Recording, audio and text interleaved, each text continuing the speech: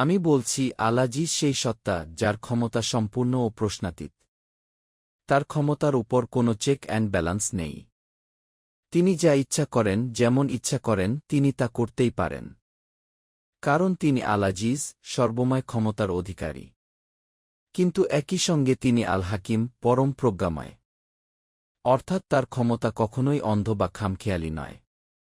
একদিকে তিনি সর্বশক্তিমান, সর্বাধিপতি, অন্যদিকে তার প্রজ্ঞাও পরিপূর্ণ। ফলে তার ক্ষমতা কখনোই অপব্যবহৃত হয় না। তা সবসময় প্রজ্ঞা, হিকমাহ ও ন্যায়ের সঙ্গে প্রয়োগ হয়।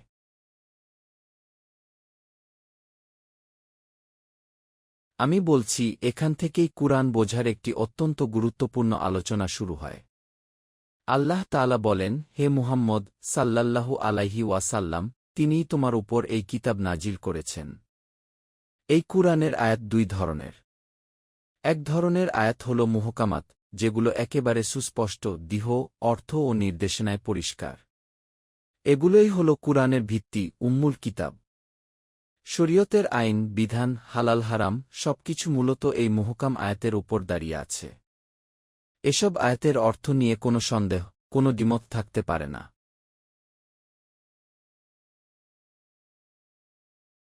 আমি বলছি, কুরআনের আরেক ধরনের আয়াত আছে, সেগুলো হল মুতাশাবিহাত।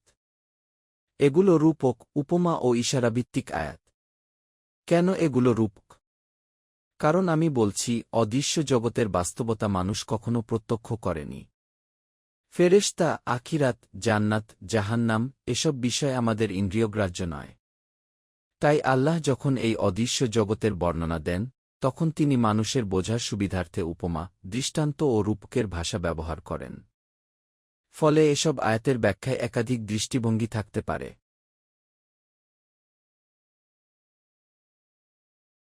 আমি বলছি, এখানেই মুহকাম ও মুতাশাবিহ আয়াতের পার্থক্য। মুহকাম আয়াতে মতভেদ নেই, কিন্তু মুতাশাবিহ আয়াতে ব্যাখ্যার পার্থক্য হতে পারে। এখন যাদের অন্তরে রোগ আছে, যাদের নিয়ত সঠিক নয়, তারা সবসময় এই মুতাশাবিহ আয়াতগুলোর পেছনে লেগে থাকে। তারা চায় ফিতনা সৃষ্টি করতে, বিভ্রান্তি ছড়াতে এবং এমন সব ব্যাখ্যা খুঁজতে চায়, যা মানুষের পক্ষে জানা অসম্ভব। কারণ অদৃশ্য জগতের প্রকৃত বাস্তবতা এই দুনিয়াতে মানুষের পক্ষে পুরোপুরি জানা সম্ভব নয়। মৃত্যুর পর, আখিরাতে পৌঁছালে তখন সবকিছু পরিষ্কার হবে। দুনিয়াতে আমাদের কাজ হল এই আয়াতগুলোর উপর ঈমান আনা, কিন্তু সেগুলোর চূড়ান্ত বাস্তবতা নির্ধারণে প্রবেশ না করা।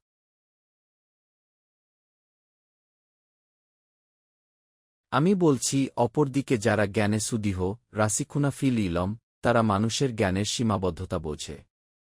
তারা জানে মানুষের বুদ্ধি সবকিছু ধরতে পারে না। আমি একটি ফার্সি প্রবাদ স্মরণ করিয়ে দিই।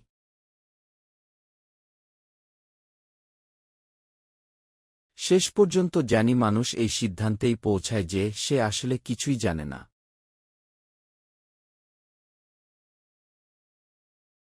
আমি বলছি, জ্ঞান যত বাড়ে, মানুষ ততই বুঝতে শেখে সে কত কম জানে। আজও বিজ্ঞানীরা বলতে পারেন না, এই মহাবিশ্বের শুরু কোথায়, শেষ কোথায়। জীবন কি, কোনো জীববিজ্ঞানী আজও নিশ্চিত করে বলতে পারেন না। ঘুম কি, কোথায় সেই সুইচ, যা বন্ধ হলে মানুষ ঘুমায়, আর চালু হলে জেগে ওঠে, কেউ জানে না। এত অগ্রগতির পরও মৌলিক প্রশ্নগুলো আজও অমীমাংসিত।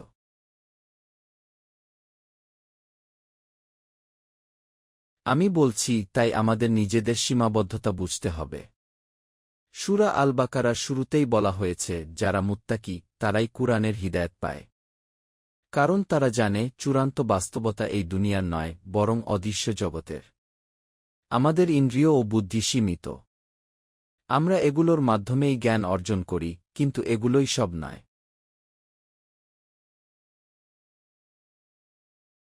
আমি বলছি, তাই জ্ঞানে সুদীহ লোকেরা বলে, আমরা এই কুরআনের ওপর ঈমান এনেছি। এর সব কিছুই আমাদের রবের পক্ষ থেকে এসেছে। এই উপলব্ধিতে কেবল তারাই পৌঁছাতে পারে, যাদের চিন্তা গভীর, যাদের দৃষ্টি পরিপক্ব। আমি বলছি, এজন্য তারা আল্লাহর কাছে দোয়া করে, হে আমাদের রব, হেদায়েত দেওয়ার পর আমাদের অন্তরকে বক্র করে দেবেন না। আপনার কাছ থেকেই আমাদের জন্য রহমত দান করুন।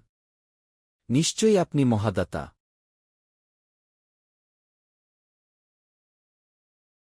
আমি বলছি, সূরা আলে ইমরানের প্রথম অংশেও ৩ আয়াতের একটি দোয়া আছে, এবং শেষ অংশেও ৩ আয়াতের একটি দীর্ঘ দোয়া আছে, যা আমরা এশার নামাজে দ্বিতীয় রাকাতে শুনেছি।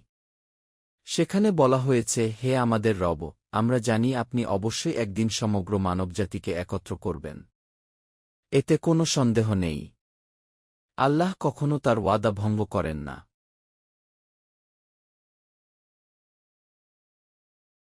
আমি বলছি, যারা কুফর অবলম্বন করেছে, তাদের সন্তান সম্পদ কিছুই আল্লাহর সামনে কাজে আসবে না। তারা জাহান্নামের আগুনের জ্বালানি হবে। যেমন হয়েছিল ফেরাউন ও তার পূর্ববর্তী জাতিগুলোর ক্ষেত্রে, আদ, শামুদ, লূত আলাইহিসসালাম এর কম, শুআইব আলাইহিসসালাম এর কম। তারা সবাই আল্লাহর আয়াত অস্বীকার করেছিল, তাই কঠিন শাস্তির শিকার হয়েছিল।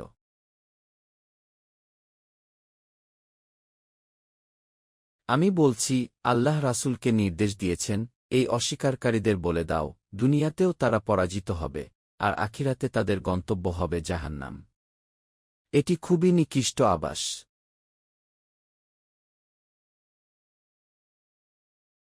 আমি বলছি, এই সূরাটি মূলত উহুদ যুদ্ধের পর নাজিল হয়েছে। সূরা আল বাকারা নাজিল হয়েছিল বদরের আগে, আর সূরা আলে ইমরান নাইল হয়েছে উহুদের পর। প্রায় ১ বছর ও কিছু বেশি সময়ের ব্যবধান রয়েছে এই দুই সূরার নাজিলের মাঝে। সূরা আলে ইমরানের প্রায় ১/৩ আয়াত উহুদ যুদ্ধের ঘটনার বিশ্লেষণ।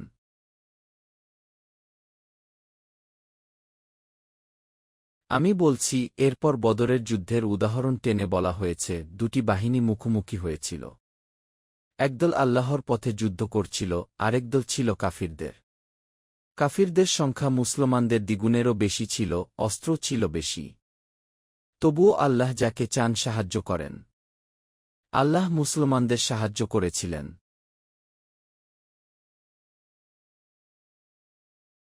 তাই তারা বিজয় লাভ করেছিল। এতে শিক্ষাগ্রহণকারীদের জন্য বড় নিদর্শন রয়েছে।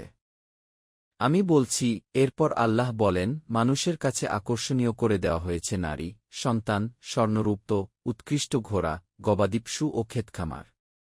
এগুলো সবই দুনিয়া ভোগ্যবস্তু। এগুলোর কোনো স্থায়িত্ব নেই। প্রকৃত সুন্দর প্রত্যাবর্তন আল্লাহর কাছেই।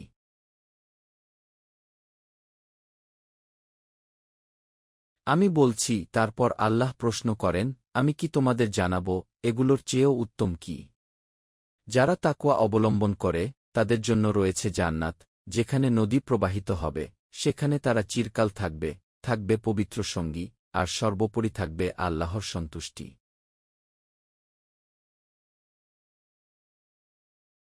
আমি বলছি, এই মুত্তাকি বান্দারাই বলে, হে আমাদের রব, আমরা ঈমান এনেছি।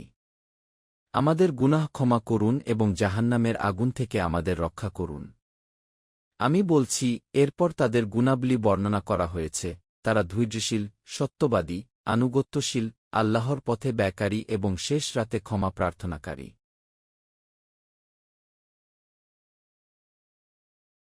আমি বলছি, কারা সেই মানুষ, যারা আল্লাহর আনুগত্যশীল?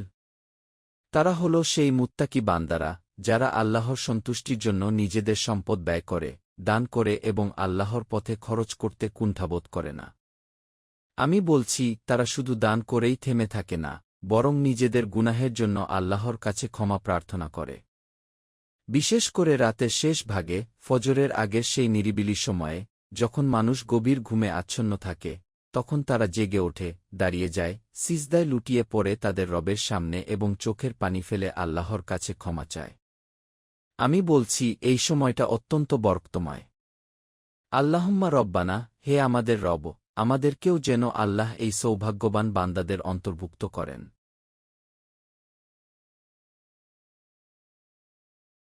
আমি বলছি, আল্লাহ সুবহানাহু ওয়া তাআলাই নিজেই সাক্ষ্য দিচ্ছেন যে, তিনি ছাড়া কোনো ইলাহ নেই। আল্লাহর চেয়ে বড় সাক্ষী আর কে হতে পারে? তিনি নিজেই শাহিদ, তিনি নিজেই সাক্ষ্য দিচ্ছেন তার একত্ববাদের পক্ষে। শুধু তাই নয়, ফেরেশতারাও এই সত্যের সাক্ষ্য দিচ্ছেন। আর মানুষের মধ্য থেকেও যারা প্রকৃত জ্ঞানের অধিকারী, তারাও সাক্ষ্য দিচ্ছেন যে, আল্লাহ ছাড়া কোনো উপাস্য নেই। আমি বলছি, আল্লাহুম্মা, হে আমাদের রব, আমাদেরকেও যেন সেই জ্ঞানীদের অন্তর্ভুক্ত করা হয়, যারা সত্যের সাক্ষ্য দেয়।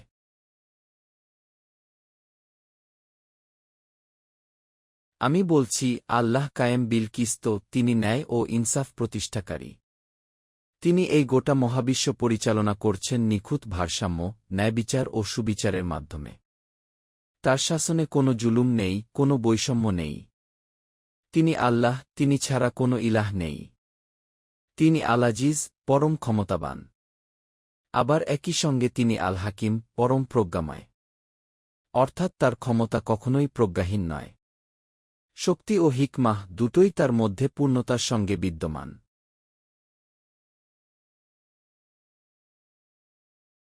আমি বলছি, এখানেই আল্লাহ ঘোষণা করেন, ইন্নাদ্দিনা ইন্দাল্লাহিল ইসলাম। এখন আমি একটি গুরুত্বপূর্ণ কথা বলছি। প্রায় সব অনুবাদেই আপনারা দিন শব্দের অনুবাদ হিসেবে কুধর্ম শব্দটি পাবেন। কিন্তু আমি বলছি, এটা সম্পূর্ণ সঠিক অনুবাদ নয়। কারণ ইংরেজি বা বাংলায় এমন কোনো শব্দ নেই যা দিন শব্দের পূর্ণ অর্থ বহন করতে পারে। ধর্ম শব্দটির অর্থ খুবই সীমিত। ধর্ম বলতে সাধারণত কিছু বিশ্বাস, কিছু ইবাদত পদ্ধতি আর কিছু সামাজিক আচারকেই বোঝানো হয়। কিন্তু জীবনের সবচেয়ে গুরুত্বপূর্ণ বিষয়, রাজনৈতিক, সামাজিক ও অর্থনৈতিক ব্যবস্থা, ধর্ম শব্দটি তার প্রতিনিধিত্ব করে না।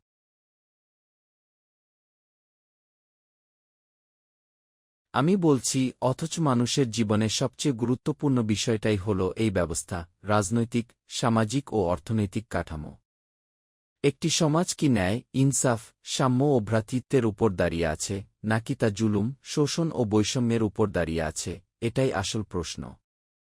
তাই দিন শুধু আকিদা বা ইবাদতের নাম নয়। দিন একটি পূর্ণাঙ্গ জীবনব্যবস্থা।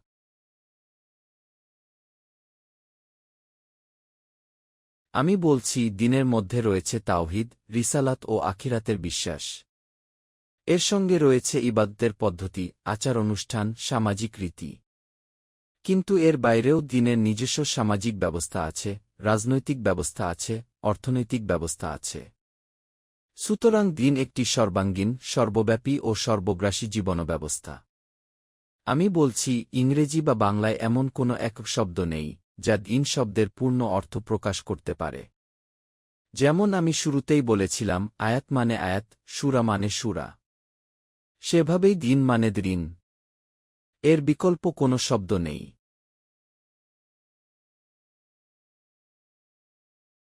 আমি বলছি, আল্লাহর কাছে গ্রহণযোগ্য একমাত্র দিন হল ইসলাম। ইসলামের এই পূর্ণাঙ্গ জীবন ব্যবস্থায় আল্লাহ স্বীকৃতি দিয়েছেন। আর যাদেরকে আগে কিতাব দেওয়া হয়েছিল, তাওরাত, ইনজিল, তাদের মধ্যে মতভেদ শুরু হয়নি অজ্ঞতার কারণে। তারা অন্ধকারে ছিল না। বরং তাদের কাছে তো আলো ছিল, জ্ঞান ছিল, কিতাব ছিল। কিন্তু প্রকৃত জ্ঞান আসার পরও তারা পরস্পরের মধ্যে বিভেদ সৃষ্টি করল।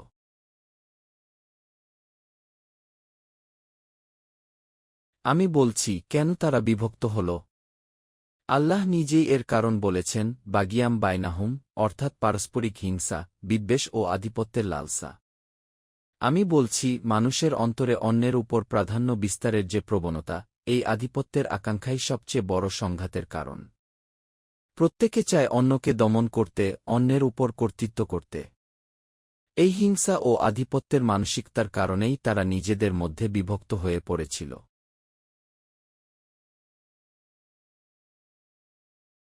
আমি বলছি, এখন যখন আল্লাহ সুবহানাহু ওয়া তাআলা আবার স্পষ্ট নিদর্শন নাজিল করেছেন, হে মুহাম্মদ সাল্লাল্লাহু আলাইহি ওয়াসাল্লাম, এর মাধ্যমে, তখনও যারা এই আয়াতগুলো অস্বীকার করে, তাদের জেনে রাখা উচিত যে, আল্লাহ হিসাব গ্রহণে অত্যন্ত দ্রুত।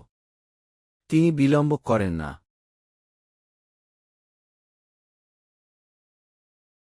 আমি বলছি, এরপর আল্লাহ রাসূল সাল্লাল্লাহু আলাইহি ওয়াসাল্লাম কে নির্দেশ দেন, যদি তারা তোমার সঙ্গে বিতর্ক করে, তর্কে লিপ্ত হয়, তাহলে তুমি স্পষ্ট ভাষায় বলে দাও, আমি আমার সম্পূর্ণ সত্তা, আমার পুরো অস্তিত্ব আল্লাহর কাছে সমর্পণ করেছি।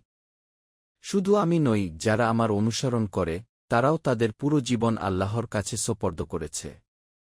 এই হল ইসলামের অবস্থান, পূর্ণ আত্মসমর্পণ, পূর্ণ আনুগত্য, পূর্ণ বিশ্বাস। আমি বলছি, এটাই সেই সত্য, এটাই সেই দিন যা আল্লাহর কাছে গ্রহণযোগ্য।